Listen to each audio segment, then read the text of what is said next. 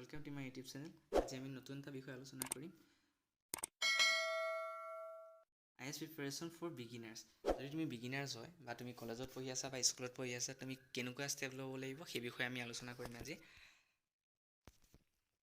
তো প্ৰথমতে আহিব where actually you are. তুমি এতিয়া actually তুমি ক'ত আছা। তো in terms of age তুমি ফাৰ্ষ্টত তুমি চাব লাগিব in terms of age তোমাৰ বয়স কিমান আছে। যেহেতু UPSC পৰীক্ষাৰ কাৰণে মিনিমাম এজটো হৈছে 21। তোমাৰ 21 হৈছে নে 21 নাই হোৱা তুমি সেই সময়লৈ কিমান বয়স আছে তুমি সেইটো ইন টাৰ্মছ অফ এজ তুমি নিজে চাব লাগিব। তাৰপিছত আহিব তোমাৰ এডুকেশ্যন কোৱালিফিকেশ্যন। তোমাৰ যিহেতু UPSCৰ বাবে এডুকেশ্যন কোৱালিফিকেশ্যনৰ ক্ৰাইটেৰিয়া হৈছে গ্ৰেজুৱেশ্যন।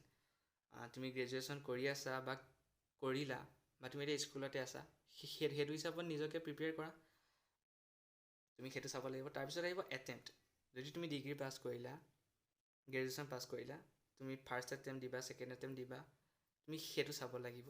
আৰু তাৰপিছত যদি তুমি কলেজত আছা তেতিয়াহ'লে তুমি যদি ডিগ্ৰী কৰি আছা তেতিয়াহ'লে এইটো কোনো প্ৰব্লেম নাহে। ডিগ্ৰী পাছ কৰাৰ পিছত তোমাৰ চাব লাগিব তুমি এটেম্প্ট কেইটা দিবা বা তুমি প্ৰিপেয়াৰ হ'ব লাগিব প্ৰথম এটেম্প্টলৈ। তাৰপিছত আহিব first fair analysis. First fair এনালাইচিছত আমি আলোচনা কৰিম exposure, interest, support, language problem আৰু ছাবজেক্ট এৱাৰনেছ।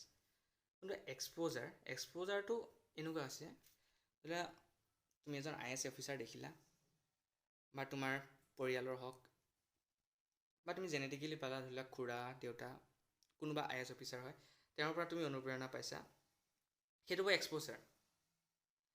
তাৰপিছত আহিব তোমাৰ ইণ্টাৰেষ্ট।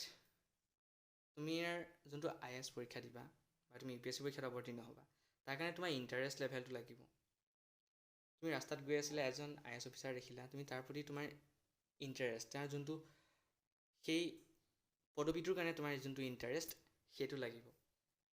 তাৰপিছত আহিব ছাপৰ্ট। ছাপৰ্ট বুলি ক'লে সাধাৰণতে ফেমিলি ছাপৰ্টৰ কথা আহে।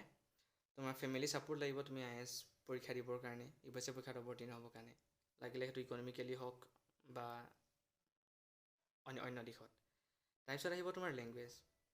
লেংগুৱেজ মানে কি হয় এনেকুৱা নহয় যে অসমীয়া ভালকৈ নাজানো ইংৰাজী ভালকৈ নাজানো হিন্দী ভালকৈ নাজানো এনেকুৱা নহয়। লেংগুৱেজটো মিনছ অফ কমিউনিকেশ্যনৰ হ'ব লাগে। এনেকুৱা নহয় যে বহুত হাই কোৱালিটিৰ লাগে। যোনটো মিনছ অফ কমিউনিকেশ্যন হয় তাতকৈ যদি বেছি ওপৰ যায় সেইটো বেয়া হয়। Means of communication is best. তাৰপিছত আহিছে ছাবজেক্ট এৱাৰনেছ। ছাবজেক্ট এৱাৰনেছ বুলি ক'বলৈ হ'লে তুমি UPSCৰ যোনটো চিলেবাছ চাব লাগিব তাত তোমাৰ কেনেকুৱা ধৰণৰ কুৱেশ্যন সোধে। ইকনমিক্সক সুধিলে বা জিঅ'গ্ৰাফী সুধিব পলিটিকেলক সুধিব এটচেট্ৰা বা কাৰেণ্ট এফেয়াৰ্ছক সুধিব। তাৰ বিষয়ে তুমি এৱাৰ হ'ব লাগিব। সেইবোৰ তুমি ক্লিয়াৰ কৰি ল'ব লাগিব। তাৰপিছত আহিব তোমাৰ start from where you are take the first step. তুমি য'তে আছা তোমাৰ ফাৰ্ষ্ট ষ্টেপটো ষ্টাৰ্ট কৰা। ফাৰ্ষ্ট ষ্টেপ বুলি ক'লে তোমাৰ কি আহিব ফাৰ্ষ্ট ষ্টেপ তুমি গৈ পৰীক্ষাৰ কাৰণে ডাইৰেক্ট ফৰ্ম ফিল আপ কৰিব দৰকাৰ নাই। ফাৰ্ষ্ট ষ্টেপত তুমি ৰাইট ডাইৰেকশ্যন লোৱা নিজকে সঠিক ৰাস্তাত আনি লোৱা সেইটো ৰাস্তাত আনি লোৱা। তুমি য'ৰ পৰা ষ্টাৰ্ট কৰিবা সেইটো যাতে শুদ্ধ পথ হয় সেইটো যাতে ভুল পথ নহয়গৈ সেইটো তুমি ধ্যান ৰাখিব লাগিব। আৰু কাৰণ এবাৰ ভুল পথত যোৱা মানে সকলোবোৰ চাইড খেলিমেলি হৈ যায়। তাৰপিছত আহিব তুমি যদি স্কুল লেভেলত আছা তুমি কি কৰিবা। যদি তুমি স্কুল লেভেল আছা তুমি get a feel of things just chill. তুমি বিশেষ একো কৰিব দৰকাৰ নাই। এতিয়া UPSCৰ কাৰণে প্ৰিপেৰেশ্যন কৰিব দৰকাৰ নাই। তুমি ভাবা UPSC কি হয় তাৰ বিষয়ে এটা এৱাৰনেছ লোৱা। তাৰ কনচেপ্ট ক্লিয়াৰ কৰা UPSC কি হয় তাৰ পৰা আমি কি পাম এতিয়া ইমান মাথা মাৰিব দৰকাৰ নাই। তাৰপিছত আহিব ডেভেলপ এণ্ড এৱাৰনেছ। যি ক'লোঁ সেইটোৰ কাৰণে এৱাৰনেছ এটা ল'ব লাগিব যে এইটো হ'ম মই এইটো হ'মেই নিজকে সেইটো কাৰণে প্ৰস্তুত কৰিব লাগিব। এনেকুৱা নহয় যে তুমি এতিয়াৰ পৰা কাৰেণ্ট এফেয়াৰ্ছ পঢ়া আৰম্ভ কৰি দিলা বা তুমি এতিয়া স্কুলত আছা যিহেতু তুমি বৰ্ড এক্সাম আহিব কিবা আহিব এনেকুৱা নহয়। এতিয়া যেতিয়া স্কুল টাইমত থাকে তেতিয়া দুটা ৰ'ড থাকে এটা ভাল থাকে এটা বেয়া। ভালটো হৈছে কি বহুত সময় পাই যায় কাৰণ স্কুল লেভেলৰ পৰা তাৰপিছত 2 বছৰ 10+2 থাকে 10+2 হাই ছেকেণ্ডেৰী থাকে হাই ছেকেণ্ডেৰী +3 ডিগ্ৰী থাকে যিহেতু 5 বছৰমান পাই যায় সেইটো এটা প্লাছ পইণ্ট হয়। কিন্তু সেইটো নিগেটিভ পইণ্টটো হয় কাৰণ ইমান বেছি পইণ্ট সময় থাকে যে সেই ছাত্ৰজনে বা সেই ষ্টুডেণ্টজনে যিজনে IAS হ'ম বুলি ভাবি আছে তেওঁ পঢ়োতে ভাগৰি যাবগৈ লাষ্টত সেই ইচ্ছাটো নাইকিয়া হৈ যাব পাৰে। সেইকাৰণে সেইটো প্লাছ পইণ্টটো হয়, নিগেটিভ পইণ্টটো হয়। এতিয়া তাৰপিছত আহিব ষ্টেণ্ড অন শ্ব'ল্ডাৰ অফ জিয়েণ্ট। এতিয়া ধৰি লোৱা তোমাৰ লগৰ এজন আছিলে, তেওঁৰ মেথছৰ প্ৰব্লেম আছিলে বা পলিটিকেল চায়েন্সৰ প্ৰব্লেম আছিলে, কিন্তু তেওঁ UPSC ক্লিয়াৰ কৰি গ'ল। তেওঁ পলিটিকেল চায়েন্সত বেয়া আছিলে বা তেওঁ জিঅ'গ্ৰাফীতে বেয়া আছিলে, যিকোনো ছাবজেক্টত বেয়া আছিলে, কিন্তু তেওঁ UPSC ক্লিয়াৰ কৰি গ'ল। তেওঁ UPSC ক্লিয়াৰ কেনেকৈ কৰিলে, সেই ছাবজেক্টটোৰ ওপৰত তেওঁ কেনেকৈ জোৰ দিছিলে, সেইটো চাব লাগিব। তেওঁ যে বেয়া আছিলে, সেই ছাবজেক্টটোৰ প্ৰতি উইকনেছ আছিলে, সেই উইকনেছটো তেওঁ কেনেকৈ দূৰ কৰিলে, সেইটো তুমি ধ্যান ৰাখিব লাগিব আৰু তুমি নিজকে সেইটোৰ পথতে লৈ যাব লাগিব। আৰু তাৰপিছত আহিব তোমাৰ যদি কলেজ লেভেল, যদি তুমি কলেজ লেভেলত আছা, গ্ৰেজুৱেশ্যন কৰি আছা, তুমি কি কৰিব লাগিব? তুমি চুজ এন অপশ্যনেল। যেতিয়া তুমি কলেজ লেভেল পালাগে, তুমি অলপ দুখোজ আগুৱালা, কাৰণ তেতিয়া তুমি মেইনছৰ কাৰণে এটা অপশ্যনেল ছাবজেক্ট চুজ কৰিব লাগিব। এনেকুৱা নহয় যে তুমি প্ৰিলিমছ পাছ কৰিলা, তাৰপিছত তুমি এটা অপশ্যনেল ছাবজেক্ট চুজ কৰিম, মেইনছৰ কাৰণে তুমি কি ল'ম। তুমি এতিয়াৰ পৰা এটা অপশ্যনেল ছাবজেক্ট চুজ কৰিব লাগিব। বা তুমি যোনটো ছাবজেক্টৰ ওপৰত তুমি গ্ৰেজুৱেশ্যন কৰিছা, যোনটো ছাবজেক্ট মেজৰ আছে, তুমি সেইটো ছাবজেক্টো ল'ব পাৰা। বা এনেকুৱা নহয় যে তুমি মেজৰ থকা ছাবজেক্টটোৱে ল'ব লাগিব। তোমাৰ যোনটো ভাল পোৱা, তুমি যোনটো সহজ পোৱা, তুমি সেইটো ছাবজেক্ট তুমি অপশ্যন হিচাপে চুজ কৰিব পাৰা। Read with and Intel. Read with Intel মানে এইটো কি হয়, ধৰি লোৱা তুমি এটা পেৰাগ্ৰাফ তুমি এঘণ্টাত পঢ়িলা, সেই পেৰাগ্ৰাফটো তুমি তাৰ 1/3 টাইমত, ধৰি লোৱা তুমি 20 মিনিট, 1/3 এঘণ্টা হ'লে 20 মিনিট হ'ব। সেই 20 মিনিটত তুমি সেই পেৰাগ্ৰাফটো যোনটো তুমি পঢ়িছিলা, সেইটো তুমি তাৰ চামাৰিটো উলিয়াব পাৰিছা নাই, সেইটো তুমি নিজকে চেষ্টা কৰা। আৰু তুমি সেইটো হ'ব ৰিড উইথ এণ্ড ইণ্টেল, আৰু সেইটো তোমাৰ UPSCৰ কাৰণে যিহেতু বহুত জৰুৰী হ'ব। আৰু তাৰপিছত আহিব নিউজ পেপাৰ। তুমি নিউজ পেপাৰ তোমাৰ ডেইলি ৰুটিনত অন্তৰ্ভুক্ত কৰি লোৱা। নিউজ পেপাৰ হিচাপে তুমি দ্য হিন্দু পঢ়িব পাৰা, বা স্থানীয় হিচাপে আছাম ট্ৰিবিউন পঢ়িব পাৰা, কিন্তু দ্য হিন্দু বেছি প্ৰিফাৰ কৰোঁ। দ্য হিন্দুখন পঢ়িব পাৰা। তুমি তাৰ নিউজ পেপাৰ যোনটো এডিটৰিয়েল হয় আৰু বা হেডলাইনখিনি হয়, তুমি পঢ়া, ডেইলি বেচিছত পঢ়িবলৈ আৰম্ভ কৰি দিয়া, তোমাৰ বহুত লাভ হ'ব। তাৰপিছত ষ্টাৰ্ট ৰিডিং এডিটৰিয়েল। মই যোনটো কৈছোঁ নিউজ পেপাৰ তুমি এডিটৰিয়েল পেজটো পঢ়া, তাৰ তোমাৰ যোনটো লেংগুৱেজ প্ৰব্লেম আছে, সেইটো তোমাৰ সম্পূৰ্ণ হিচাপে দূৰ হৈ যাব। আৰু তাৰপৰা তুমি কেনেকৈ এটা লাইন, ধৰি লোৱা তুমি এটা নতুনকৈ এটা আৰ্টিকেল লিখি আছা, কেনেকৈ এটা আৰ্টিকেল লিখিব লাগিব, কেনেকৈ এটা নিউজৰ এডিটৰিয়েল পেজটোৰ পৰা তুমি গম পাই যাবা তাৰ বিষয়ে। তাৰপিছত তুমি চোৱা হোৱাটছ ডিছকাশ্যন বুলি ক'বলৈ হ'লে এনেকুৱা নহয় যে তুমি লোকেল নিউজ চেনেলবোৰৰ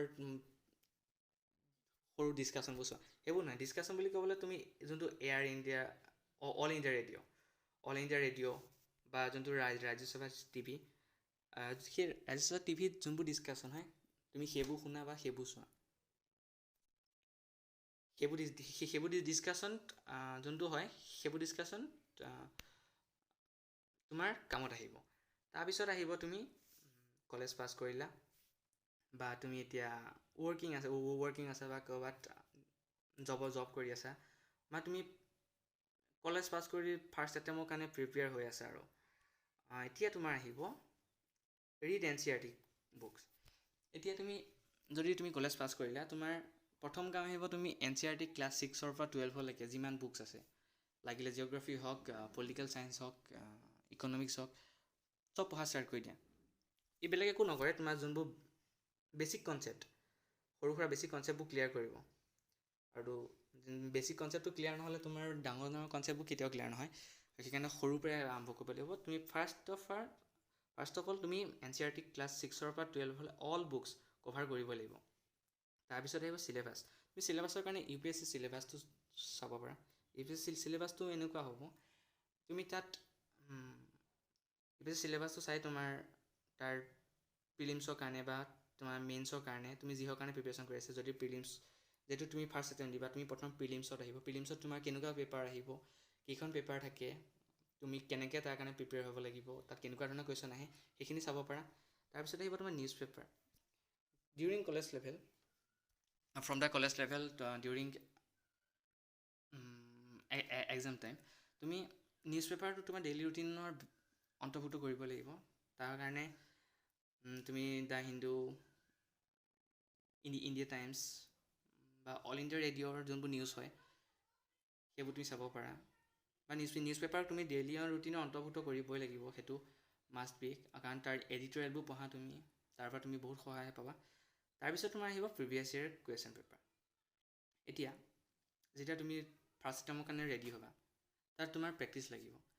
প্ৰেক্টিচৰ কাৰণে তুমি লাষ্ট 5-6 ইয়াৰৰ তুমি যোনবোৰ প্ৰিভিয়াছ ইয়াৰ কুৱেশ্যন পেপাৰ আছে সেইবোৰ তুমি পঢ়িবলৈ আৰম্ভ কৰা, এটেম্প কৰিব চোৱা। সেই সিমানটো টাইমত, যিহেতু মেইন প্ৰিলিমছৰ প্ৰথম 3 ঘণ্টা 3 আৱাৰ টাইম দিয়ে, সেই 3 আৱাৰত তুমি সিমানটো মাৰ্কছ এটেম্প কৰিব চোৱা, সিমানটো কাট অফ আনিব চোৱা, আহিছেনে তুমি নিজে টেষ্ট কৰা। তাৰপিছত এতিয়া যেতিয়া কলেজ পাছ কৰিলা, ৱৰ্কিং কণ্ডিশ্যনত আছা, তোমাৰ ফাৰ্ষ্ট এটেম্পৰ কাৰণে তুমি ৰেডি। এতিয়া এটা কথা আহে, মেক ইয়ৰ অ'ন নোট। এতিয়া তুমি অ'ন নোট, নিজে নোট বনোৱা, বেলেগৰ পৰা চাই নহয়। ধৰি লোৱা তুমি president and prime minister. President prime মিনিষ্টাৰৰ ওপৰত কোন শক্তিশালী হয়, কোন পাৱাৰফুল হয়, তাৰ ওপৰত তুমি নিজে ডিছকাশ্যন কৰি এটা নোট বনোৱা। আপাৰ হাউচ লোৱাৰ হাউচ, তাৰপিছত তুমি নিজে এটা নোট বনোৱা, কোন বেছি পাৱাৰফুল হয়। তেনেকৈ তুমি নিজৰ নোট বনাবলৈ চাব লাগিব। এতিয়া যেতিয়া তুমি ফাৰ্ষ্ট এটেম্পৰ কাৰণে তুমি প্ৰিপেয়াৰ হ'বা, এটা মাজত প্ৰব্লেম আহি যায়, আনৰিটেন চিলেবাছ। আনৰিটেন চিলেবাছ বুলি ক'লে এইটো হয়, তোমাৰ যিহেতু পৰীক্ষা আগত কৈয়ে দিয়ে যে তাত কাৰেণ্ট এফেয়াৰ্ছ আহিব।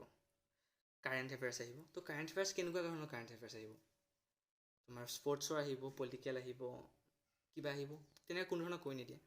তো সেইটো এটা প্ৰব্লেম হয় আনৰিটেন চিলেবাছত সেইটো কোৱা নাথাকে।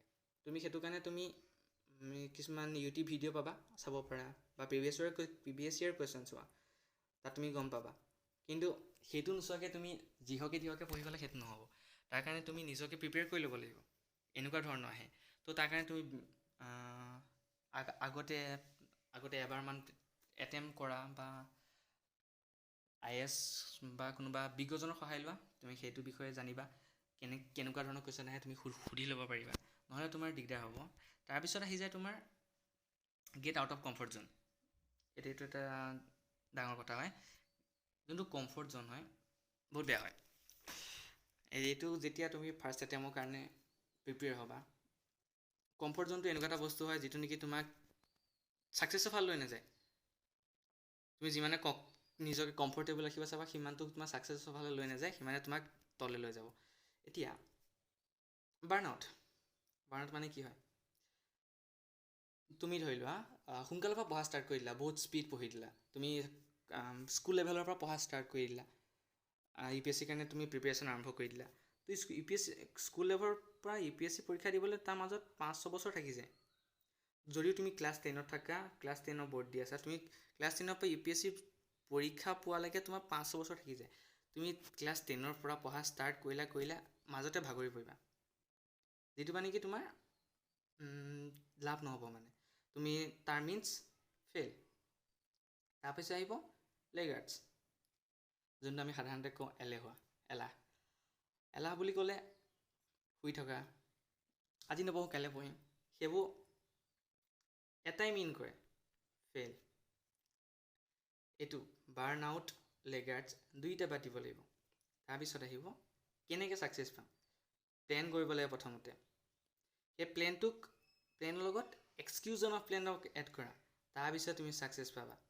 কেনেকৈ পঢ়িম, সেই পঢ়াটোৰ ওপৰত আমি কেনেকৈ আকৌ তাৰ ওপৰত এটা কৰিব চাওঁ। তুমি সেই প্লেন বনাব লাগিব, তাৰপিছত তুমি চাব পাৰিবা, তাৰপিছত তুমি পাবা ছাকচেছ। তো এতিয়া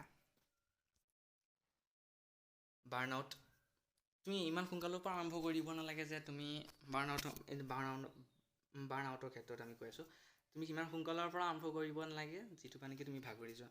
এটা জোখৰ টাইম থাকিব, ধৰি লওক কলেজ লেভেল, তুমি ডিগ্ৰী কৰি আছা, তেতিয়াৰ পৰা অলপকৈ প্ৰিপেৰেশ্যন কৰি যোৱা। কিন্তু তেতিয়া নোট নবনাবা, নোট তেতিয়া বনাবা যেতিয়া তুমি ডিগ্ৰী কমপ্লিট কৰিলা, তেতিয়া নিজৰ নোট বনোৱা। এতিয়া বাৰ্ণআউটটো কৰা মানে তুমি ওপৰলৈ নহয়, সদায় তললৈ যাব, কাৰণ ই আধা বাটত গৈ ভাগৰি পৰিব, কেতিয়াও ই ছাকচেছৰ ফালে লৈ নাযায়। আৰু লেগাৰ্ডছ, এলাহটোৰ কথা ক'বই নালাগে, যিটো নেকি সদায় ডাউন দিশে যাব। যোনটো তোমাক ছাকচেছৰ ফালে লৈ যাব, তুমি সেইটো লাগা। আজিলৈ ইমানে, আৰু যদি ভিডিঅ'টো ভাল লাগিলে ভিডিঅ'টো লাইক কৰি দিবা আৰু চেনেলটো ছাবস্ক্ৰাইব কৰি দিবা।